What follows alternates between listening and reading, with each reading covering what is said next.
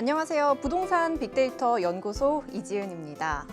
내 집 마련을 하고 그걸 기반으로 노후 준비들 하시죠. 부동산이 개인 자산 운용에서 차지하는 비중은 매우 높은데요. 그래서 아마 부동산 재테크를 하시는 분들은 정보의 중요성 느끼실 겁니다. 부동산 빅데이터 연구소에서는 정보를 다각적으로 분석해서 유용한 정보와 부동산 시장의 흐름 전해드리고 있습니다. 오늘도 한 주간의 부동산 이슈와 유용한 정보 준비되어 있으니까요. 함께해 주시길 바랍니다. 지금부터 부동산 빅데이터 연구소 시작합니다.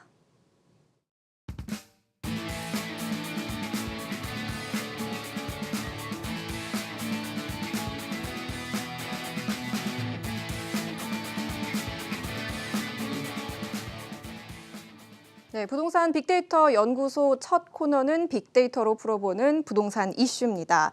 빅데이터 분석을 통해서 좀 더 빠르고 정확하게 시장의 흐름을 전망해보는 시간인데요. 시작에 앞서서 함께해 주실 출연자 소개해드리겠습니다. 부동산 114 리서치팀 정상훈 수석연구원 자리해 주셨습니다. 안녕하세요. 네, 안녕하세요. 네, 부동산 재테크를 고민하시는 분들은 한 번쯤 오피스텔 투자에 대해서 고민해 보셨을 것 같습니다. 재테크에는 다양한 유형이 있지만 그중에서도 월 수익이 발생하는 오피스텔의 인기는 꾸준한데요. 오늘 주제가 바로 오피스텔 투자입니다. 많은 분들이 관심을 가져주실 것 같습니다. 연구원님, 오피스텔 투자에 앞서서 들여다봐야 할 데이터들이 있을 것 같은데 그런 데이터에는 어떤 것들이 있죠? 네. 일단 좀 거래 데이터를 좀 살펴봐야 됩니다. 그래서 이제 거래 데이터는 그 매매 가격, 그리고 임대료, 임대 수익률을 좀 말하는데요. 그 부동산 114에서는 분기별로 그 추이 분석 계속 하고 있고요. 그 이 세 가지 데이터와 그 분양 그리고 입주 물량을 통해서 그 오피스텔의 그 시장 동향을 파악하고 그 투자 지표로 활용하고 있습니다. 네. 오피스텔 하면 다들 주거용과 업무용이 있다는 사실을 알고 있지만 어떤 것을 기준으로 해서 나누어지는지는 잘 모르는 것 같습니다. 그 점도 좀 설명해 주시죠. 네. 그 오피스텔은 일단 합성어입니다. 그 오피스와 그 호텔의 그 합성어고요. 낮에는 업무를 보고 그 밤에는 그 일부 공간에서 그 숙식을 할 수 있는 형태로 그 설계를 한 그 건축물을 좀 말합니다. 일단 그 평면의 경우에는 우리가 흔히 알고 있는 그 원룸형과 그 룸이 투룸, 쓰리룸이 갖춰져 있는 이제 아파트형으로 좀 나뉠 수가 있고요. 여기서 이제 참고로 그 흔히 이제 분양을 하는 현장을 가보시면 네. 아파트랑 비슷한데 뭐 이렇게 크기가 좀 다르지 이런 느낌을 좀 받으실 때가 있으실 거예요. 네. 그래서 그런 게 이제 아파트형 오피스텔과 이제 아파트의 차이인데요. 이제 발코니 면적의 이제 유무에 의해서 그런 차이가 좀 발생이 됩니다. 그 건축법상으로는 그 오피스텔은 주 용도가 이제 업무시설로 되어 있고요. 그래서 이제 이렇게 업무시설로 분류를 하기 때문에 네. 주택에 포함되지도 않고 1가구 2주택에도 해당이 되지 않고 있습니다. 네. 그 실정법상으로 보면 오피스텔은 그 업무용으로 사용하는 경우에는 당연히 주택법 적용을 받지 않고 그 업무시설을 기준으로 해서 세금도 부과를 하고 있습니다. 하지만 이제 업무용이 아닌 주거용으로 이제 오피스텔을 사용하는 경우에는 1가구 2주택에 해당이 되고요. 네. 또 종합부동산세의 대상이 될 수도 있습니다. 오피스텔 이외에 그 다른 주택을 소유하고 계신다면 다주택자로 인정돼서 그 네. 처분할 때 양도소득세가 중과될 수 있습니다. 네. 주거용 오피스텔인지에 대한 판단은 그 실제 사용 여부가 이제 가장 이제 중요하고요. 그 네. 뭐 공부상의 어떤 용도라든지 뭐 사업자 등록이 되어 있는 여부 이런 것들보다 그 주민등록이 전입되어 있는지 그리고 네. 또 오피스텔의 그런 구조, 이렇게 거주할 수 있는 그런 시설들이 구비되어 있는지에 따라서 사실상 사용하는 용도가 무엇이냐를 종합적으로 판단해서 결정하고 있습니다. 네, 오피스텔이 참 다양한 형태가 있어서 조금 헷갈리는 부분이 있는 것 같은데 아까 말씀해 주신 아파트형 오피스텔은 발코니가 없다는 말씀이시죠? 네, 맞습니다. 네. 그리고 또 1가구 2주택에 포함이 되지 않는 업무용 오피스텔에 대한 소식은 참 요즘처럼 강한 규제가 나오는 시기에 좋은 정보가 아닌가 싶습니다. 첫 번째 키워드 만나보도록 하겠습니다. 첫 번째 키워드는 상승과 보합입니다. 상승과 보합 선택해 주셨는데 어떤 의미가 담겨 있죠? 네, 그 서울 지역의 그 2분기 오피스텔 추이를 살펴보면 그 네. 매매 가격은 상승하고 임대료는 보합세를 유지했습니다. 일단 매매 가격은 상승 흐름을 좀 유지를 했고요. 그 반면에 임대료는 그 모든 좀 권역에서 그 소폭 하락한 그 모습을 좀 보였습니다. 네. 지난 분기 대비 그 매매 가격에서 그 상승 흐름은 그 수익형 부동산에 대한 매수세 유입이 지속적으로 이루어진 탓으로 보이고요. 반면 임대료는 그 신규로 공급되는 오피스텔의 그 입주 초기 그런 공실의 영향을 받은 것으로 좀 판단됩니다. 다만 여기서 말한 그 임대료 그 보합 내지는 하락이 그렇게 크지는 않기 때문에 그 네. 주요 지역의 경우에는 임대료도 향후 계속 보합 상태를 유지할 것으로 판단됩니다. 네. 2분기에 그 오피스텔 그 분양 추이도 좀 살펴보면 그 지난 분기에 의해서 그 청약 양극화가 좀 계속 지속됐습니다. 그래서 이제 브랜드하고 입지 여건을 갖춘 곳들은 뭐 수백 대 1의 경쟁률을 좀 보였고요. 하지만 이제 주요 지역에서 좀 벗어나 있어서 그 어떤 대중교통 편의성이 좀 낮다든지 네. 세대 수가 좀 적은 단지들은 청약 시장에서 좀 외면을 받았습니다. 그리고 2분기의 입주 물량은 그 전년 동기 대비 28%가 증가한 수치를 보여서 그 향후에 이런 점들이 그 공실이 좀 다소 증가하고 그 단기적으로 임대료가 하락하는 원인이 될 것으로 보입니다. 네, 서울 전체적으로 봤을 때는 오피스텔의 매매 가격은 오르고 반면 임대료는 소폭 하락하거나 보합 상태인 것 같습니다. 아무래도 오피스텔의 수요와 공급이 가장 많은 강남권의 오피스텔의 상황이 좀 궁금한데요. 강남권의 오피스텔 상황은 어떤가요? 네, 강남권 같은 경우에는 이제 강남구, 서초구, 송파구 이렇게 강남 3구를 이제 이야기하는데요. 추이는 이랬습니다. 그 다주택자의 그 양도세 중과에 대한 좀 부담으로 인해서 그 거래는 전체적으로 좀 감소하였고요. 신규 입주 물량이 좀 증가해서 임대료는 0.35%가 하락을 하였습니다. 이 매매 가격을 좀 구별로 살펴보면 그 강남구가 약 한 1,236만 원, 그리고 서초구가 평당 1,200만 원대, 그리고 송파구가 1,150만 원 정도를 나타냈고요. 그 임대 수익률은 그 앞에도 말씀드린 그 신규 입주 물량 증가로 인해서 좀 하락을 했는데 특히 이제 송파구의 그 수익률 하락이 좀 눈에 띄었습니다. 네. 송파구의 수익률 하락이 눈에 띄었다고 하시고 또 이렇게 그래프까지 보여주셨습니다. 다음은 서울 중심에 있는 도심 권역의 이제 오피스텔 시장을 좀 봐야 할 것 같아요. 그곳은 또 어떤가요? 네, 그 도심권역 같은 경우에는 그 용산구의 그 개발 기대감으로 인해서 그 매매 가격의 그 상승이 좀 돋보였습니다. 2분기 도심권역 매매 가격은 그 전분기 대비 그 0.14% 상승한 그 네. 1,226만 원을 좀 기록하였는데요. 그 이 매매 가격 상승을 견인한 곳이 바로 용산구였습니다. 네. 그 최근 좀 재조명 받고 있는 그 용산 국제 업무 지구의 그 개발 그리고 뭐 파크웨이의 공원 조성 등 그 생활 환경에 대한 그 프리미엄에 대한 그 기대감이 계속 좀 커지면서 네. 이 투자자들의 그 매수 수요가 좀 꾸준히 유입이 되었습니다. 그리고 매매 가격은 그 종로구가 그 도심권역의 그 평균 매매가를 좀 상회하는 그 1,268만 원으로 좀 조사가 되었고요. 그 용산구와 중구가 그 뒤를 좀 이었습니다. 네. 그리고 이제 환산 임대료를 좀 살펴보겠습니다. 환산 임대료는 그 평당 그 3.3제곱미터당 5만 원으로 그 전분기 대비 그 거의 동일한 0.01% 정도 수준을 이제 보였습니다. 하지만 이제 공급 대비 수요가 좀 다소 부족하다고 저희 지금 보고 있기 때문에 네. 그 일부 단지에서는 그 공실률이 조금 증가하는 모습을 좀 보이고도 있습니다. 그래서 지금 구별로 임대 수익률을 좀 살펴보면 그 중구가 4.98%, 그리고 종로가 4.61%, 그리고 용산구가 4.41%로 그 전분기 대비 이 또한 조금 소폭 하락한 상황입니다. 네, 역시나 용산에 예정되어 있는 호재 때문인지 매매 가격이 이 지역에서는 오르긴 했지만 대체적으로 임대료는 소폭 하락하는 모습이네요. 용산과 종로 등의 도심 권역을 분석을 해주셨는데 이번에는 마포, 영등포 권역도 참 오피스텔로서는 인기가 많은 지역인 것 같습니다. 그 지역도 좀 분석을 해주시죠. 네, 인기가 많은 지역이었는데 그 지난 분기에는 좀 조용한 모습을 보였고요. 네. 앞선 그 강남이나 그 도심권역에 비해서 그 매수 물량이 그 모두 다 좀 줄어들었습니다. 그래서 그 좀 조용한 분위기로 2분기를 좀 보냈고요. 환산 임대료의 경우에는 그 2010년도 이후에 그 처음으로 그 마이너스 변동률을 좀 보였습니다. 네. 그래서 이제 마이너스 0.03%의 그 변동률을 좀 기록하였고요. 이런 부분은 그 최근 좀 이어진 그 불경기로 인해서 그 이 지역의 주요 임대 수요층인 그 학생들이 네. 그 오피스텔 임대 시장에서 좀 이탈하면서 월세 수요가 다소 줄어든 것이 원인이 된 것으로 보입니다. 네. 그래서 그 임대 수익률을 좀 같이 살펴보면 그 영등포구는 4.8%, 그리고 마포구가 4.73%, 그리고 서대문구가 4.7% 순으로 나타났습니다. 네, 역시나 영등포, 마포 권역도 임대료가 소폭 하락하는 모습입니다.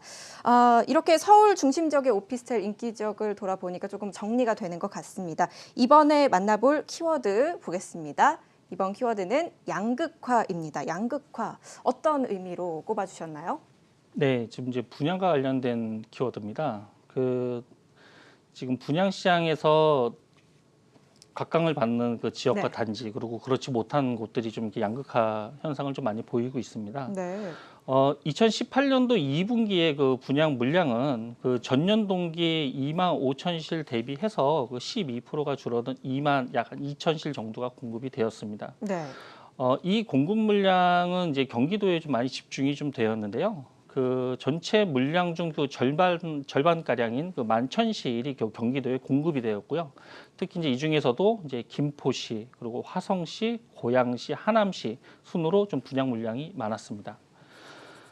2분기 분양 시장은 지난 1분기에 이어서 그 앞에 네. 말씀드린 것처럼 그 청약 양극화가 계속 좀 지속이 되었고요.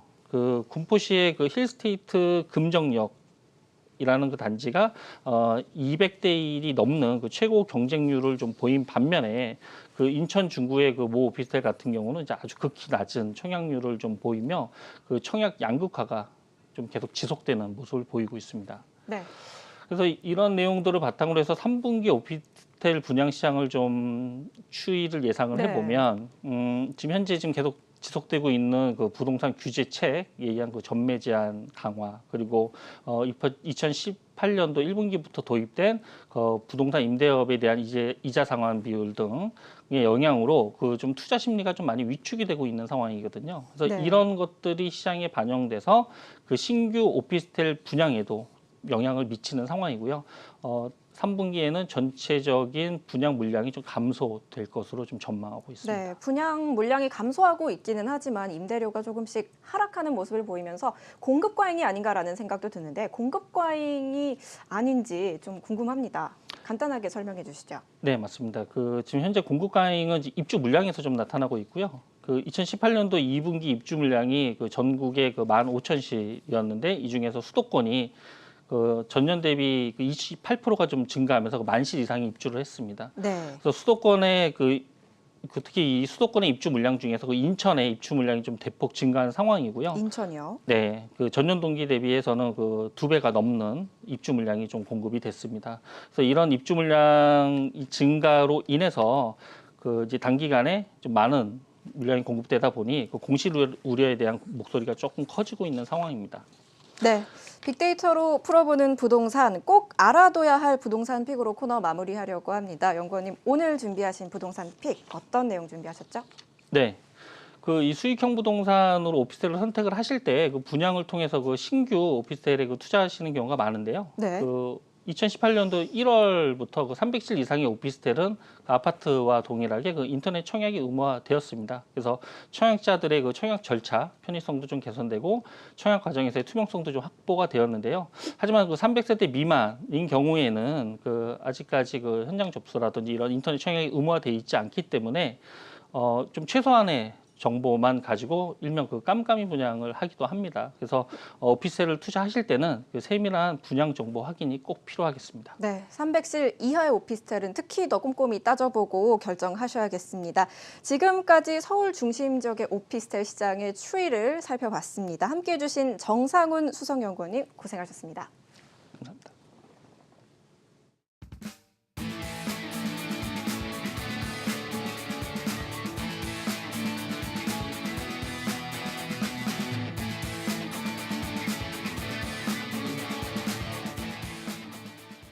네, 이번 코너는 신세미 캐스터와 함께 부동산 내용을 사례로 풀어보는 부동산 다반사 시간입니다. 네, 신세미 캐스터 나와주시죠. 네, 어려울 수 있는 부동산 정보를 사례를 통해 쉽게 소개하는 부동산 다반사입니다. 가을이 되면서 이사하는 분들 많으실 텐데요. 오늘은 가을 이사철 전세 계약 시 주의할 점에 대해서 알아보겠습니다. 먼저 오늘 어떤 사연이 있는지 함께 살펴보도록 하겠습니다. 네, 저는 전세를 구하기 위해서 여러 집을 찾아보다가 조건이 맞는 집이 있어서 주인분과 전세 6억에 계약을 했습니다. 현재 이 집은 건령이 10년 정도 되었기 때문에 전체적인 상태는 좋은 편이 아니었습니다. 공실이 아닌 세입자가 살고 있는 집이기 때문에 꼼꼼히 볼 수가 없어서 육안으로 대충 확인을 했고요.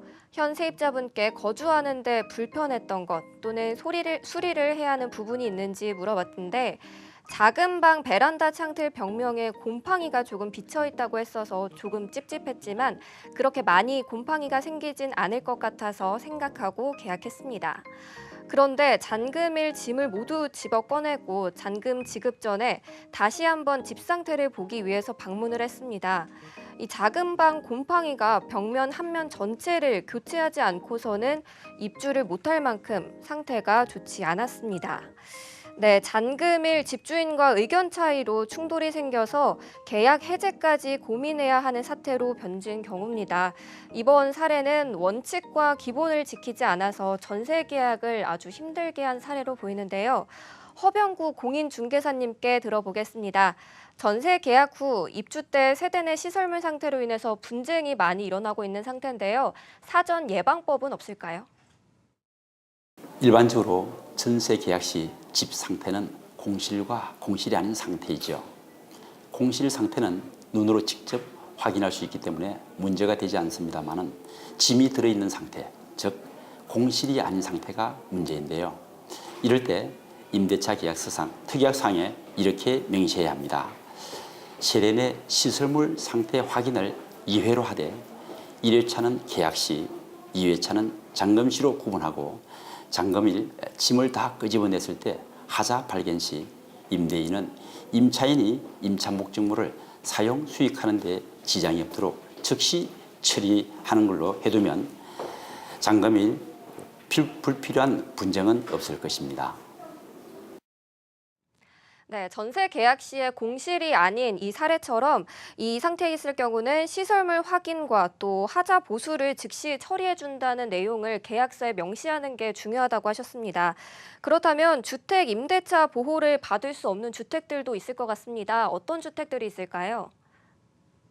서민들의 주거 안정을 위해서 우리나라 주택임대차보호법은 1981년 제정된 후 20차례 정도 개정이 되었습니다. 주택임대차보호법을 받으려면 절대적인 조건이 필요한데요. 조건을 한번 알아보겠습니다. 먼저 주택 또는 건축물의 주거라고는 인정을 받아야 하는 것입니다.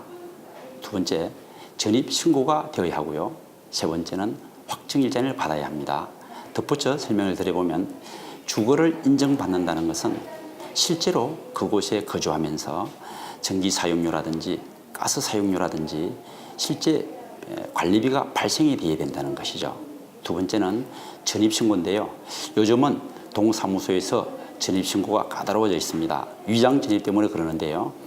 본인이 체결한 임대차 계약서상 주소지에 전입신고가 되어야 됩니다. 세 번째, 확정일자까지 받아야만이 주택임대차보호법을 받을 수 있습니다. 결과적으로 주택임대차보호법의 보호를 받으려면 절대적인 조건을 갖춰야 된다는 것이죠. 네, 주택임대차 보호법의 보호를 받기 위해서는 주거를 인정받는 게 가장 중요하다고 합니다. 이 전입신고가 되어 있어야 하고요. 또 확정일자까지 받아야 한다고 합니다. 참고하시기 바라고요. 또 공인중개사님, 확정일자 제도와 전세권 설정에는 어떤 차이점이 있는지 궁금합니다. 세입자의 전세 보증금을 지키는 수단 측면에서는 동일하다고 할 수 있습니다. 먼저 전세권 설정 등기는 등기부 등본상 공시되기 때문에 임차인 보호에 반하는 행위를 간접적으로 막는다고 할 수 있습니다. 예를 들어서 10억짜리 아파트에 6억 전세권 설정이 되어 있는 상태에서 추가로 은행에 대출을 요한다든지 제3자로부터 차용을 요할 때 돈을 쉽게 빌려주지 않을 것입니다. 두 번째, 전세 보증금을 반환받지 못했을 경우에 전세권 설정 등기를 말소해주지 않으면 새로운 전세 계약을 할 수 없고 매매 또한 애로사항이 있을 것입니다. 또 전세 만기 시 임대인이 전세 보증금을 반환해 주지 않을 경우 임차인은 곧바로 법률 행위를 할 수 있는 강한 힘을 가지고 있습니다. 하지만 전세권 설정은 실제로 법원이 있으나 임차인이 임대인의 협조를 받지 않고서는 설정할 수 없기 때문에 실효성 면에서는 많이 떨어진다고 할 수 있습니다. 또한 비용도 발생합니다. 반면에 확정일자인 제도는 1989년 12월 30일부터 시행되었는데요. 임대인의 동의를 구하지 않고도 되며 전세 만기 시 임대인이 전세 보증금을 반환하지 않을 경우 임차권 등기 명령으로 전세 보증금을 받을 수 있습니다. 네, 오늘은 전세 계약 시 주의점에 대해 알아봤습니다. 우리 생활에서 일어나는 부동산에 대한 궁금증을 쉽게 소개하는 부동산 다반사. 다음 주에도 더 알찬 내용으로 찾아오도록 하겠습니다.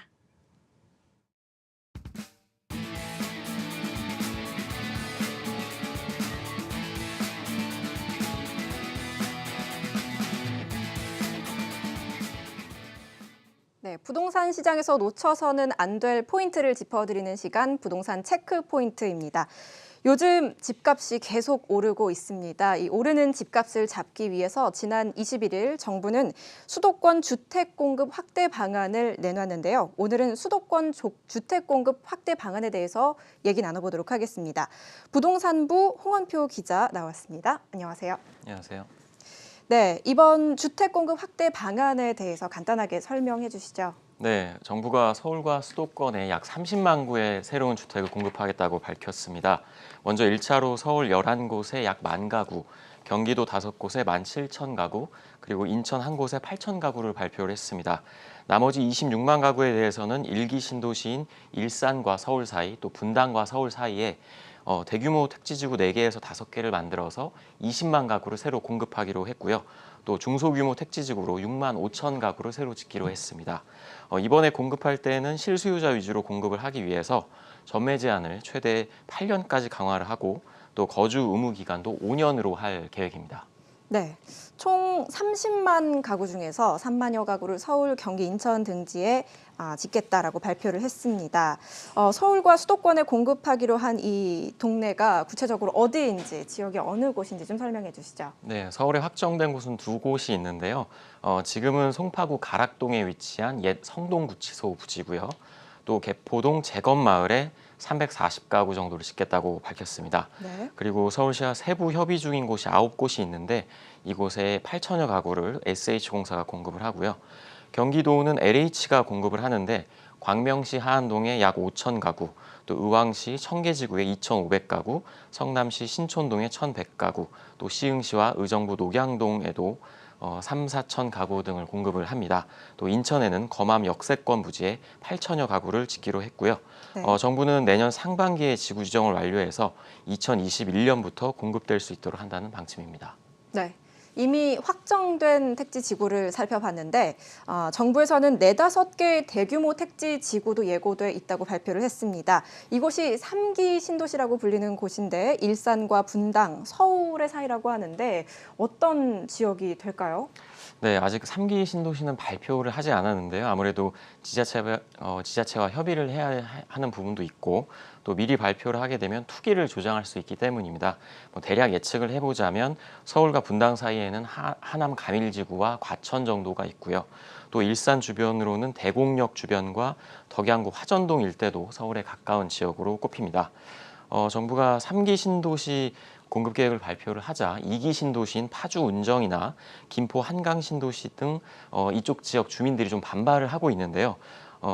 지금도 미분양이 좀 속출을 하고 있고 주변 여건이 다 갖춰지지 않기 때문이라고 하는데 어떤 내용이 있는지 이지우 기자의 리포트를 보시겠습니다. 청와대 국민청원 게시판에는 3기 신도시 조성을 반대하는 글이 올라오고 있습니다. 이들은 강남 집값을 잡으려 시작한 일이 외곽의 서민들을 어렵게 한다고 비판합니다. 일선 부동산 중개업소들도 이렇게 될 줄 알았다며 격한 반응을 보입니다. 매매 거래나 이런 것들이 많이 좀 위축이 됐어요. 도로니 무슨 교통 인프라니 이거 오래 걸리잖아요. 그걸 조성해놓고 일단 개발을 시작했어야 되는 건데 그게 안 된 상태에서 부지만 개발해서 주택만 져놓고 그게 문제가 되는 거죠. 정부가 수도권 집값을 잡기 위해 꺼낸 카드는 또 다른 3기 신도시를 만드는 겁니다.